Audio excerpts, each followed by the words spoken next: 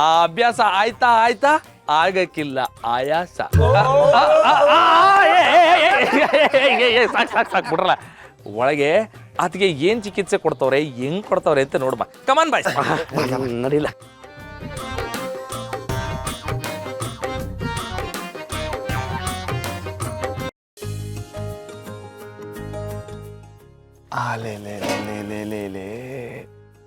ಅಲ್ಲಿ ನಾಲ್ಗೆ ತೋರಿಸಿ, ಜೋರಾಗಿ ಉಸಿರಾಡಿ.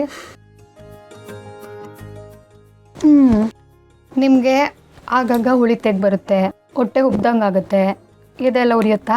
ಹಂಗಾದ್ರೆ ನಿಮ್ಗೆ ಆಗಿರೋದು ಆ್ಯಸಿಡಿಟಿ ಅಷ್ಟೇ, ಬೇರೆ ಏನೋ ಪ್ರಾಬ್ಲಮ್ ಇಲ್ಲ. ಕಂಡಂಗೆ ಹೇಳ್ಬಿಟ್ರಲ್ಲ ಮೇಡಮ್. ಅದಕ್ಕೆ ನನ್ನ ಡಾಕ್ಟ್ರ್ ಅಂತ ಹೇಳೋದು. ನಿಮಗೆ ಒಂದು ಮಾತ್ರೆ ಬರ್ಕೊಟ್ಟಿರ್ತೀನಿ ಆಯಿತಾ? ಊಟಕ್ಕಿಂತ ಮುಂಚೆ ತಗೊಳ್ಳಿ. ಎಷ್ಟು ಮೇಡಮ್ ಪೀಜ? ನಿಮ್ಗೆ ಎಷ್ಟಾಗುತ್ತೋ ಅಷ್ಟು. ಆರೋಗ್ಯ ಹುಷಾರು. ನೆಕ್ಸ್ಟ್ ಬನ್ನಿ ಮಾ, ಇಲ್ಲೇ ಕೂತ್ಕೊಳ್ಳಿ ಬನ್ನಿ. ಏನು ಹೆಸರು?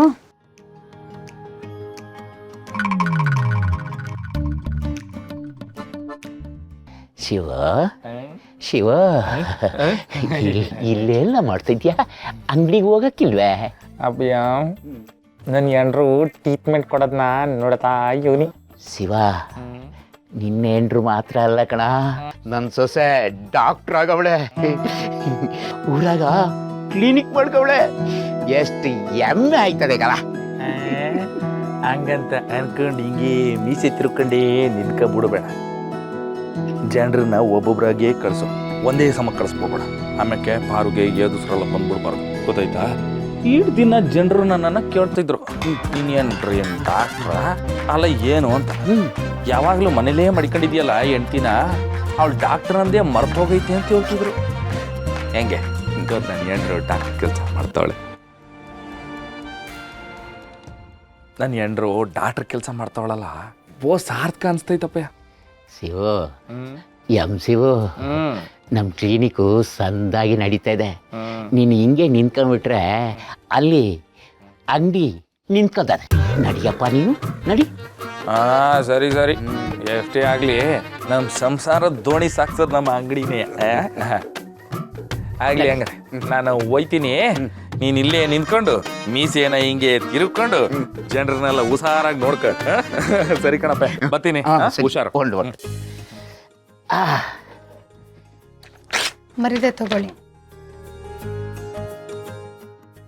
ಏನಪ್ಪ, ನನ್ನ ಸೊಸೆ ಸಂದಾಗಿ ನೋಡವಳ? ಅವಳು ಹೇಳ್ದಂಗೆ ಕೇಳಬೇಕು. ಬೇಗ ಹುಷಾರಾಯ್ತೀಯಾ? ನೆಕ್ಸ್ಟ್ ಬನ್ನಿ ಬನ್ನಿ, ನಿಧಾನ ಕೂತ್ಕೊಳ್ಳಿ.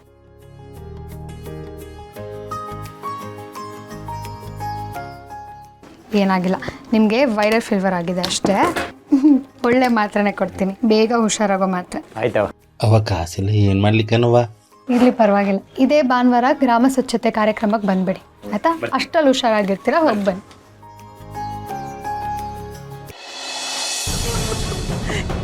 ಅದಕ್ಕೆ ಹೇಳೋದು, ಡಿಗ್ರಿ ಸಂಪಾದನೆ ಮಾಡೋದು ಅಷ್ಟು ಸುಲಭ ಅಲ್ಲ ಅಂತ. ಅಮ್ಮವ್ರೆ, SSLC ಫೈಲ್ ಆದರೆ ನಾವೇನು ಮಾಡೋಕ್ಕಾಗಲ್ಲ. PUC ಪಾಸ್ ಆಗಿದ್ರೆ ಮಾತ್ರ ನಮ್ಮ ಕಾಲೇಜಲ್ಲಿ ಅವಕಾಶ.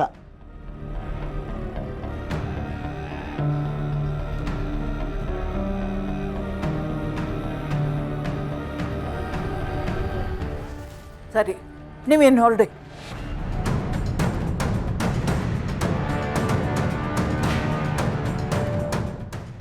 ಓದಬೇಕು ಅಂತ ಆಸೆ ಇಟ್ಕೊಂಡಿದ್ಲು ಹುಡುಗಿ, ಅವಳ ಕನಸೆಲ್ಲ ನುಚ್ಚುನೂರಾಗೋಯ್ತಲ್ಲ. ಅದಕ್ಕೆ ಹೇಳೋದು, ಅಜಯ್ ನನ್ನ ಹೆಂಡ್ರಿಗೆ ರಾಣಿ ಪಟ್ಟ ಕೊಟ್ಟು ಕೈ ತೊಳ್ಕೊಬಿಡು. ಈ ನಾಟಕ ಪಾಟ್ಕ ಎಲ್ಲ ಬೇಕಾಗಿಲ್ಲ, ಟೈಮ್ ವೇಸ್ಟ್.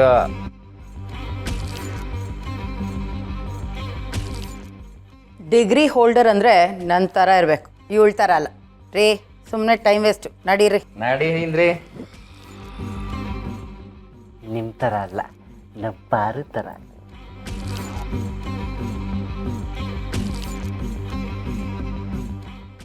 ಏನೋ ಒಳ್ಳೇದಾಗಿದ್ರೆ ಚೆಂದಾಗಿತ್ತು, ಏನು ಮಾಡೋಕ್ಕಾಯ್ತದೆ. ರಾಣಿ, ಬೇಜಾರು ಮಾಡ್ಕೋಬೇಡ ಕಣವ.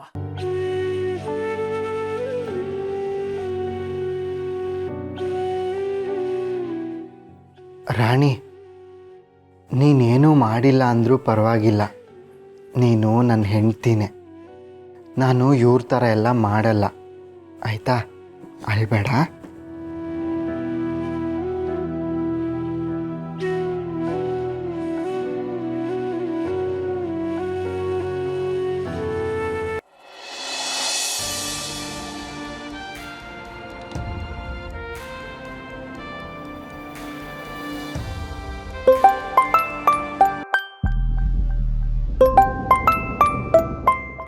ಪಾರ್ವತಿ ಯಾಕೆ ಫೋನ್ ಮಾಡ್ತಿದ್ದಾಳೆ ನನಗೆ? ಮಾರಿಗುಡಿ ದೇವರು ವೀರಭದ್ರ ಮಾತಾಡ್ತಿರೋದು ಈ ಕಡೆಯಿಂದ.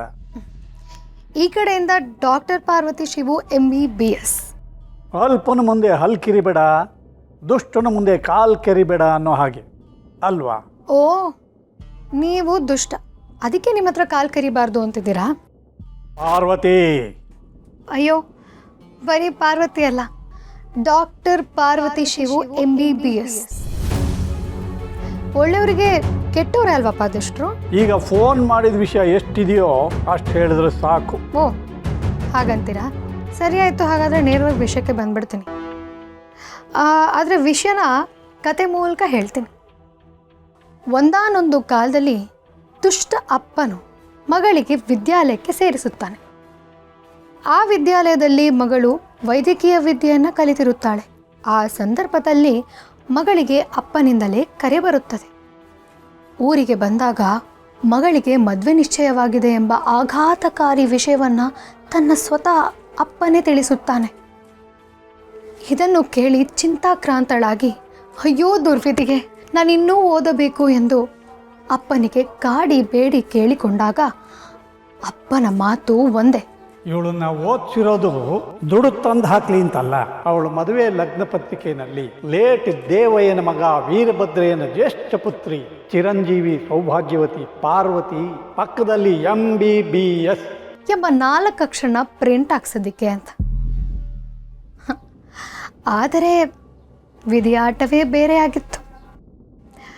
ದುಷ್ಟ ಅಪ್ಪನಿಗೆ ಒಬ್ಬ ಅಳಿಯನಾಗಿ ಬರುತ್ತಾನೆ. ಅವನು ಸಾಕ್ಷಾತ್ ಪರಮೇಶ್ವರನ ಸ್ವರೂಪಿ ಶಿವ.